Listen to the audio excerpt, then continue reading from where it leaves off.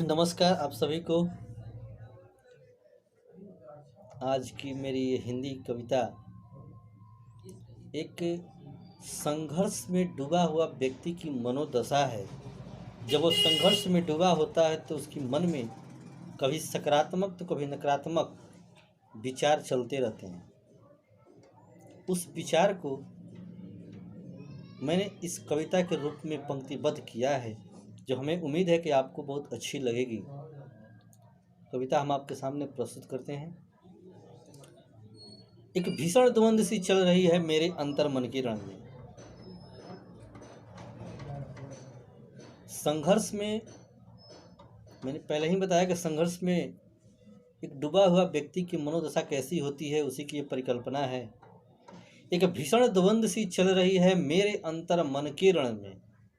मैं दोषी या रब दोषी, या दोष है मेरे कर्म फल का। कहा जाता है कि इंसान जैसा कर्म करता है उसको वैसा ही फल मिलता है, और इंसान अपने भाग्य का खुद विधाता है। उसी बात को मैंने इस पंक्ति में किया है। मैं दोषी या रब दोषी, या दोष है मेरे कर्म फल का। आगे की पंक्ति है, संघर्ष निरंतर जारी है उस मंजिल को पाने की। जिस मंजिल के लिए संघर्ष कर रहा है उसके बारे में, संघर्ष निरंतर जारी है उस मंजिल को पाने की। गिरते गिरते गांठ पड़ गई अब दर्द नहीं उस हार की। ठोकरे खाता फिर रहा मैं जीवन के इस मझधार में। ठोकरे खाता फिर रहा मैं जीवन के इस मझधार में। घोर निराशा छाई है मेरे अंतर मन के घर में।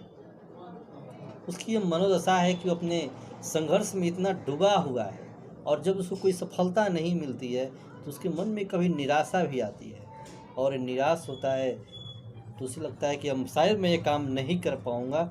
उसी का जिक्र है कि ठोकरे खाता फिर रहा मैं जीवन के इस मझधार में। घोर निराशा छाई है मेरे अंतर मन के घर में।